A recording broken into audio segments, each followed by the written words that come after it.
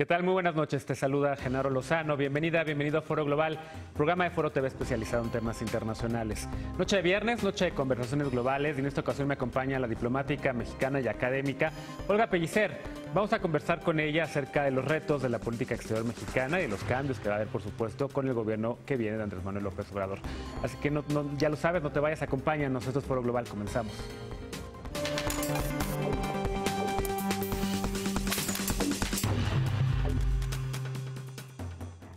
Gracias por acompañarnos en esta noche de conversaciones globales de viernes. Como te comentaba, se encuentra en el estudio Olga Pellicer. Ella es diplomática mexicana, académica del Instituto Tecnológico Autónomo de México, el ITAM. Ha sido embajadora de México en Grecia y en Austria, así como representante alterna de México ante Naciones Unidas en Nueva York. También representante permanente ante los organismos internacionales con sede en Viena. Es autora de varios libros, además de ser experta de temas multilaterales, sobre todo de México. Es internacionalista por la UNAM y maestra en Relaciones Internacionales por el Instituto de Altos Estudios Internacionales de la Universidad de París. Olga, bienvenida de nueva cuenta a Foro Global. ¿Cómo estás? Muchas gracias. Gracias por invitarme, Genaro. Al contrario, para mí siempre es un privilegio hablar contigo. Yo siempre he dicho que tú eres la mayor experta que hay en el país en temas multilaterales y me encanta cada vez que vienes a compartirnos tu sabiduría. Oye, eres una mujer de izquierda. Siempre tu corazón ha estado ahí, sí. Lo conocemos, lo has escrito en tus numerosos artículos en la revista Proceso, todos sabemos dónde late tu corazón. ¿Qué significa la llegada de un presidente emanado de un partido político de izquierda para México y para América Latina? ¿Cómo lo viste? Pues, estoy muy contenta, lo vi bien, con ciertas preocupaciones, porque la situación es difícil, sí, se heredan muchos problemas y la situación internacional no es nada fácil. Si vamos a hablar de política exterior, tenemos que entender que nos movemos en un contexto particularmente delicado. En fin, no tengo que entrar ahorita en los detalles de por qué es un momento tan delicado. Entraremos con bloques ahorita, ¿no? Okay. Entonces, ¿qué significa para América Latina? Yo creo que vamos un poco a contracorriente. Porque en América Latina no es el momento de la izquierda hasta ahorita, por los resultados de las elecciones en Chile, por los resultados de las elecciones en Colombia y por la enorme incertidumbre que hay sobre la situación en Brasil.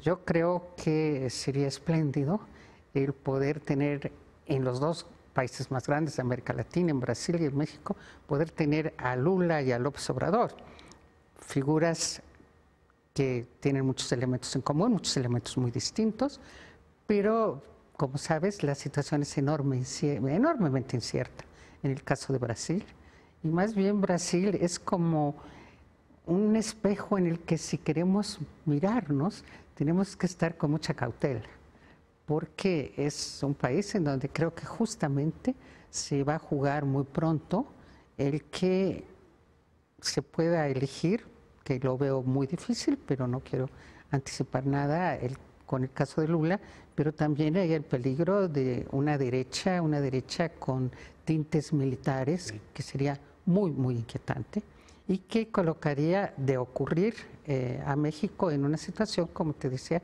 pues yo siento bastante contracorriente. Déjame regresar más al rato al tema de justo cómo vamos a contracorriente, ¿no? Mientras que algunos gobiernos en América Latina habían sido de izquierda a lo largo del principio, de inicios del nuevo milenio, de repente el péndulo cambió y en México estamos en efecto yendo a contracorriente, lo que parece estar ocurriendo al sur de nuestras fronteras. Pero antes de ir allá, vamos a ir bloques por bloques para hablar un poco de lo que se puede esperar de los retos de la política exterior del próximo gobierno. Quiero empezar también preguntándote cómo viste los nombramientos de hasta ahorita. Marcelo Ebrard en la Cancillería, ¿qué te pareció? Me gusta, pero a ver, te voy a contestar un poco como multilateralista, que cuando está negociando, hay veces que uno de los principios que se pone que es que en ese texto nunca vamos a hacer name calling. Sí. Entonces, mejor no hagamos alusión a personalidades en particular, sino más bien, si quieres, algunas reflexiones sobre qué pienso yo, por ejemplo, en el caso de nombramientos. Él es egresado de una institución que tú quieres mucho, que eres fundadora, Colegio de México. Sí, ¿no? Claro, y fue mi alumno. Y fue tu alumno, bueno. Entonces, y por cierto, muy buen alumno. Y no soy la única que lo piensa, fue uno de los alumnos más aventajados. Entonces, claro que me da gusto. Pero yo me refiero a, en el caso de la diplomacia. Como tú sabes, en la diplomacia juega mucho la forma y el fondo. Y yo creo quizá por mis años de experiencia diplomática, que fueron muchos, que la forma cuenta. Y, por ejemplo, la forma de nombramientos, en el caso de los embajadores, sigue ciertos procedimientos que normalmente no se violan. Te voy a decir el más evidente, ¿no? Es que se solicitan beneplácitos. Yo como embajadora tuve alguna vez un problema con un beneplácito que tuve que solicitar y me lo negaron. Y no voy a entrar en los detalles, pero sí me enseñó que pedir un beneplácito es muy necesario. Entonces no se pueden, según yo, empezar a hablar de nombramientos cuando todavía ni siquiera eres un gobierno establecido. Generalmente eso ocurre en los primeros días. Por ejemplo, ese beneplácito, me imagino que te refieres al de Marta Bárcena para Estados Unidos, ¿no? Te dije que no quiero name calling, bueno, porque no sería exactamente, tengo gran estima, la conozco y la admiro, me cae muy bien. Es muy buena, sí. Es muy buena, pero no se trata de ella en particular, sino en general, se trata de cautela y de formas que en el caso de la diplomacia se deben respetar. Y yo creo que el que no se empieza a hablar de nombramientos si no ha solicitado un beneplácito, y un beneplácito no lo puedes solicitar antes de que seas gobierno, bueno, pues o le puedes pedir al gobierno actual que lo solicite. A lo mejor ya lo hicieron, no lo sé, pero ocurrió tan rápido que empezaron a correr nombres que yo me pregunté de inmediato, ¿y quién solicitó el beneplácito? Claro. Entonces, yo me refiero a que esas normas obligan a ser cautelosos. En otros casos, un embajador tiene que ser ratificado por el Senado. Sí, sí. Entonces, bueno, sí, cuando lo ratifique el Senado, pero claro que lo va a ratificar, sí, pero mantengamos las formas. Entonces, es un punto de vista que yo tengo sobre nombramientos y es mi manera de contestar a tu pregunta. Relación con el Senado también. El Senado tiene un papel importante en política exterior, así lo dicta la Constitución. En este gobierno, a lo largo de este sexenio, a mí, y siempre lo he dicho, me ha parecido que el Senado ha estado ausente, un poco por el tema de quienes han presidido las comisiones de asuntos exteriores. En el próximo gobierno, Héctor Vasconcelos va a ser el presidente de la Comisión de Relaciones Exteriores, estaba nominado. No sabemos todavía, lo va a decidir el Senado, bueno, lo va a decidir. Que todavía no se instala.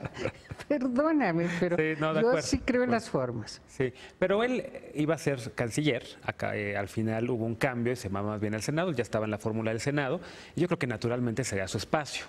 Supongamos que pasará eso. Lo deseo, me daría muchísimo gusto que así sea, pero de nuevo, esperemos a que se instale el Senado y que entonces el Senado decida. ¿Por qué? Porque yo también creo que no es cuestión de formas el que la división de poderes sea real. Y yo sí tengo gran esperanza que el gobierno de Andrés Manuel va a saber muy bien respetar las distancias que se tienen que dar entre el Ejecutivo, el Legislativo y el Poder Judicial, y que esos no son cuestiones ligeras. Creo que, repito, son cuestiones sobre todo en el mundo diplomático, en el mundo de la Cancillería, que hay que conocerlas y respetarlas. Yo coincido contigo y espero que en efecto se respete esa división de poderes, pero también hay una realidad y es las ultramayorías que van a tener en congresos y que también pues el partido Morena. Pero yo creo que ese es el gran reto. Exacto. Cuando me preguntas cuáles son los retos, yo creo que uno de los retos es saber manejar esa mayoría. Y que justamente porque es novedosa, hasta cierto punto era inesperada, todos teníamos confianza en las encuestas, yo las tuve y creo que no me equivoqué, pero aún las mejores encuestas no lo daban tan alto. Entonces fue una novedad y yo lo veo como un reto para la necesaria institucionalización de la vida política del país, en la cual yo confío, tengo mucho entusiasmo, lo veo con bastante alegría, pero por eso me siento obligada a estar llamando la atención de que hay que saber manejar esa mayoría. El reto que se tiene es o bien aprovecharla muy rápido para pasar los temas más difíciles, aquellos que necesariamente van a encontrar turbulencia o van a encontrar oposición, ya están sobre la mesa muchos de los que suscitan mayor oposición, y que a veces los tiempos políticos se tienen que saber aprovechar, que hay oportunidades. Estoy de acuerdo, pero con la misma seguridad digo, sí, justamente hay que saberlos aprovechar porque el bono democrático también se puede perder muy pronto. De hecho, ya hubo una cierta experiencia en el año 2000, cuando hubo bastante entusiasmo con lo que se veía como el bono democrático, y se perdió muy aprisa. Claro. Y de hecho, no se le vio su utilidad. Y por eso creo que el reto es manejar esas mayorías. ¿Cómo se van a manejar los temas en el Senado que tienen que ver con política exterior? Yo no coincido mucho contigo en el sentido de que el Senado tiene mucho campo de maniobra, porque la Constitución no le otorga mucho campo de maniobra. De hecho, si comparas con otros países, sí, por ejemplo con Estados Unidos, encontrarías que es un Senado que tiene pocas atribuciones en materia internacional. Sin embargo, las que tiene son bastantes. Son bastantes, y ahí, bueno, habrá que ver, por ejemplo, si hay tratados que se acuerdan ahora, incluso durante estos 5 meses, y que el Senado va a ratificar. Entonces, sí. Entre ellos la renegociación del TELCAN, de la que vamos a ver más adelante. Pero, oye, también ha habido muchos temas, entre ellos la carta que mandó todavía ni siquiera es presidente electo, el virtual presidente electo Andrés Manuel López Obrador al presidente Trump, la respuesta del presidente Trump, la visita de Jared Kushner y una delegación de funcionarios estadounidenses a México, la visita también de la canciller canadiense Chrystia Freeland, y que fueron literal ambos tanto a ver todavía al canciller Luis Videgaray como a ver al próximo presidente de México a su casa de campaña. ¿Cómo viste estas visitas? Mira, me parecen enormemente significativas para un momento político, ¿no? El momento político, dado sobre todo el triunfo tan contundente y la gran legitimidad democrática con que llega Andrés Manuel, yo creo que era un gesto importante, en el que por una parte, de la parte de los Estados Unidos y de Canadá también, están diciendo México nos interesa y reconocemos que nos interesa, y por lo tanto sabemos que hay que entablar el diálogo de inmediato.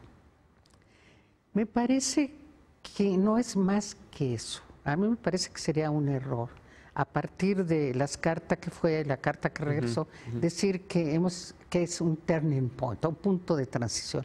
¿Es un punto de transición o es un momento político? Yo lo veo como un momento político, nada más. Y la visita de Freeland, en donde volvieron los canadienses a enfatizar que la renegociación es trilateral. También me parece un momento político, ese quizá más significativo, porque justamente tenía como antecedente que Trump había hablado directamente en la primera llamada telefónica. Él habla de un acuerdo bilateral. Y eso, bueno, pone una espada de Damocles sobre las negociaciones del TELCAN. Si tenemos una propuesta más o menos firme de que prefiero los acuerdos bilaterales, entonces toda la renegociación un poco se pone en duda desde ahora. En lo personal, no sé qué va a pasar, y creo que hay bastantes dudas. Se está afirmando que va a ser en agosto y que se va a terminar, y tratándose de Trump, yo diría que nunca estoy segura. Cautela siempre con Trump, ¿no? Cautela, sobre todo por 2 razones. Por una parte, por la volatilidad del personaje.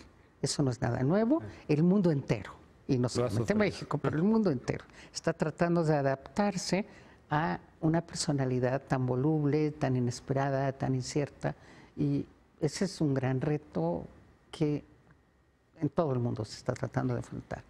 Pero en este momento, políticamente, para Estados Unidos, creo que hay otra circunstancia, que son las elecciones intermedias del mes de noviembre.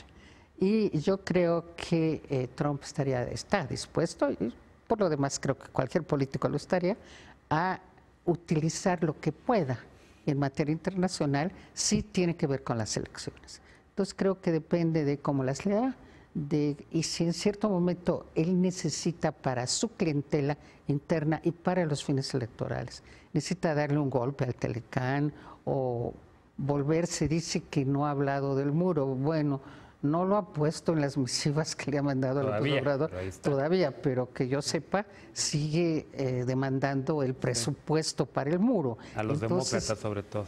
Entonces hay cosas que podemos decir, prefiero no verlo, pero yo creo que el muro sigue como Déjame hacer una pausa muy breve. Regresando, vamos a retomar así los retos para América del Norte, los retos para América Latina, que creo que por ahí podemos empezar y nos va a dar para mucho que conversar. No te vayas, esta es una pausa. Regresamos después de esta para continuar esta conversación con la diplomática mexicana y académica Olga Pellicer.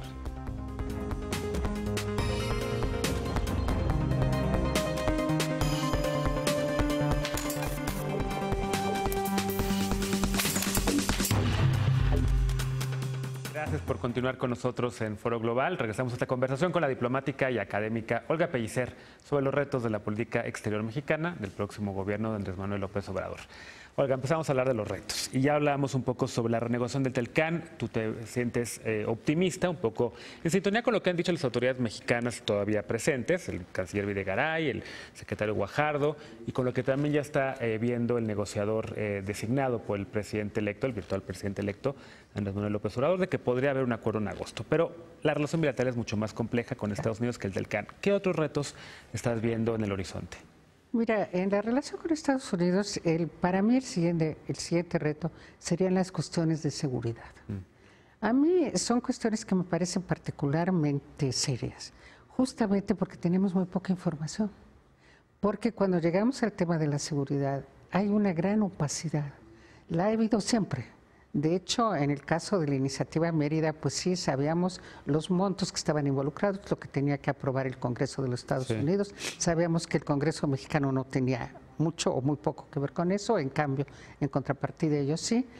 Pero ya los detalles sobre cuál era, por ejemplo, la cooperación que había en materia de inteligencia.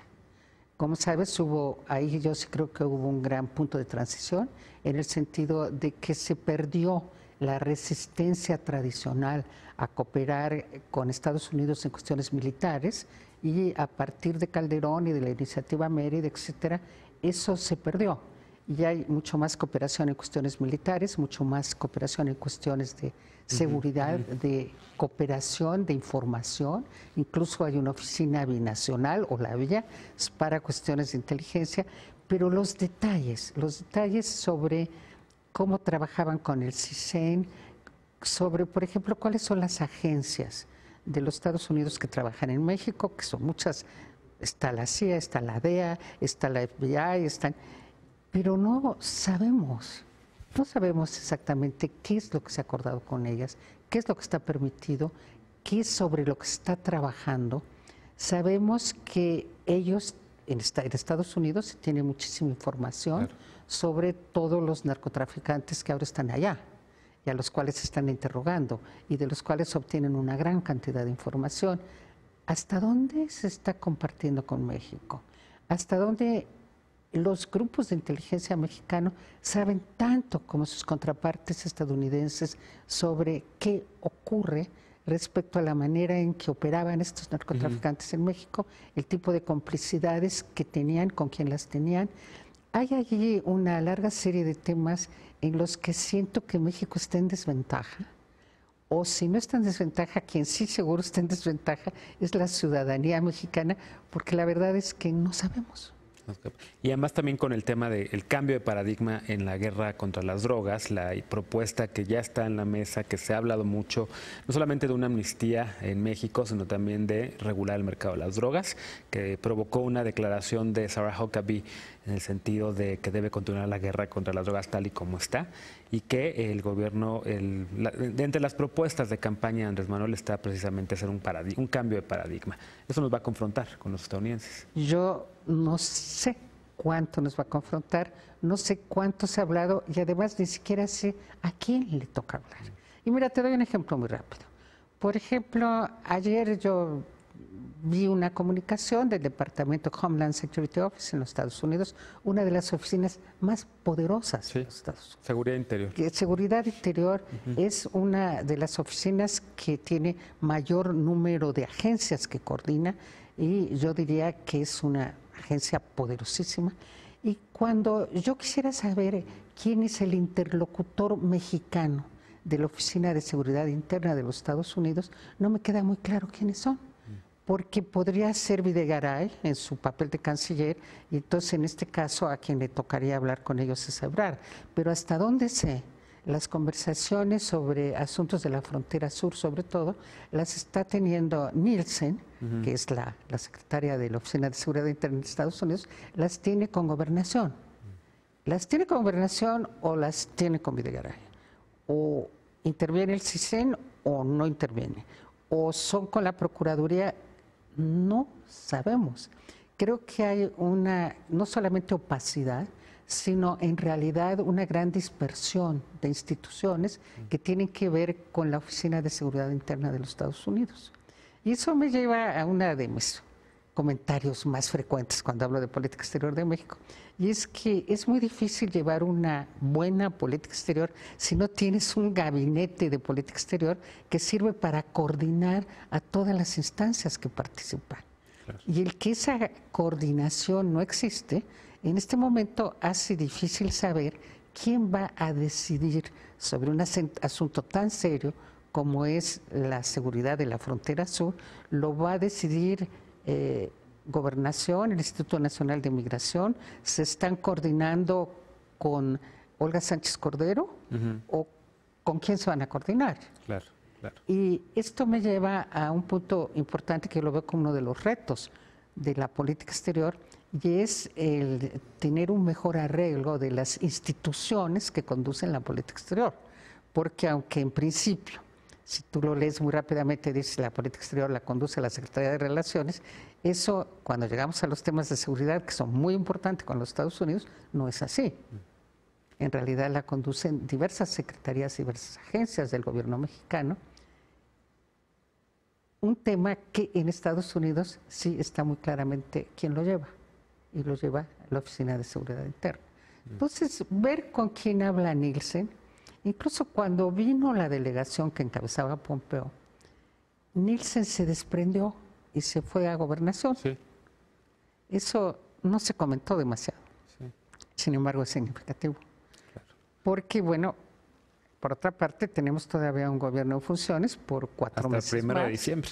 Hasta el 1 de diciembre. Y como sabes, porque son rumores que están ahorita muy extendidos, hay el rumor de que podría haber un acuerdo que es muy importante, creo yo, respecto a nuestro papel frente a los migrantes centroamericanos. Sí.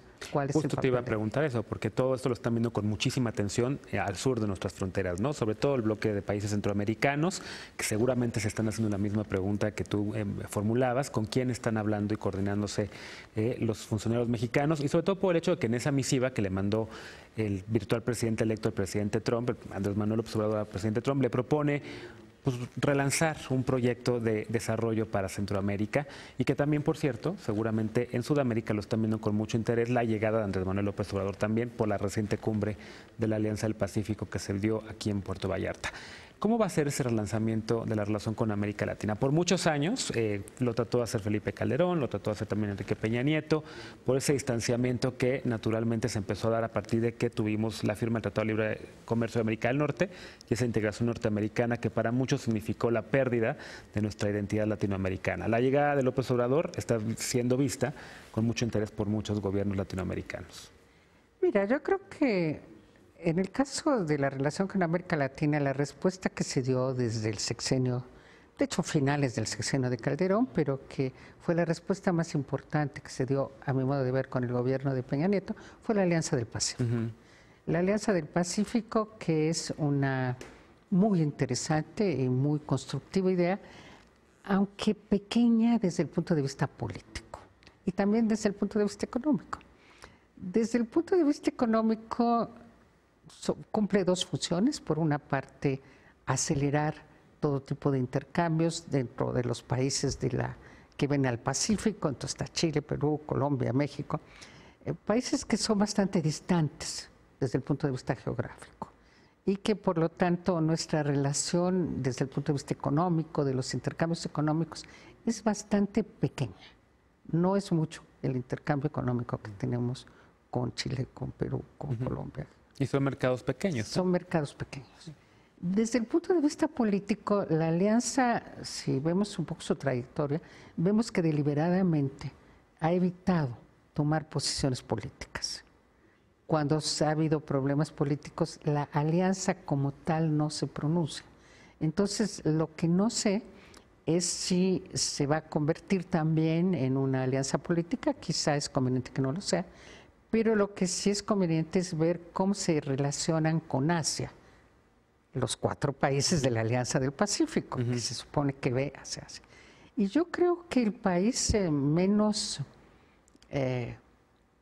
fuerte por lo que toca la relación con Asia es México, porque es un tema que hemos descuidado enormemente. A mí me llamó la atención que a lo largo de la campaña y a lo largo de los debates que hubo, la palabra China no fue mencionada. Y seguimos sin oírla. Y para mí es una de las grandes ausencias, porque creo que una de las grandes omisiones de la política exterior mexicana es la pobre relación que tenemos con Asia. Y me estoy refiriendo, desde luego, no solamente a China, me estoy refiriendo también a Corea, me estoy refiriendo a Japón, me estoy refiriendo a embajadas que tienen poco personal, embajadas que tienen pocos recursos, pero si tenemos que priorizar, y creo que sí va a ser muy importante que se priorice, creo que la prioridad es nuestra relación con China y que hay una buena definición sobre si queremos o no queremos tener una relación política y económica más intensa con China. Para mí es uno de los retos abiertos para el gobierno de López Obrador y dependerá mucho también de cómo se organice la Cancillería. Si Asia es un tema más que se cubre dentro del resto del mundo y no se le concede toda la atención que se merece, yo creo que desafortunadamente no vamos a ver a México teniendo una visión más amplia de lo que está ocurriendo en el mundo, porque voltear a Asia no sería nada más, porque es porque es el centro de la economía internacional de nuestros días. Sin duda. Oye, se quedan muchos temas en el tintero, sobre todo Europa, que también es otro tema que tú dominas. Te invito pronto para que hablemos de los retos del próximo gobierno en la materia. Se nos fue ya el programa, pero muchas gracias, Olga. Siempre es un placer y siempre es un gusto tenerte en Foro Global. No, muchísimas gracias por haberme invitado. Al contrario. Muchas gracias a ti por habernos acompañado esta noche en Foro Global. Soy Genaro Lozano. Te invito para que continúes con la programación de Foro TV. Yo te espero el domingo en punto de las 11 de la noche para la mesa de debate de Sin Filtro y el próximo lunes para una nueva emisión de Foro Global. Por lo pronto, muy buen fin de semana.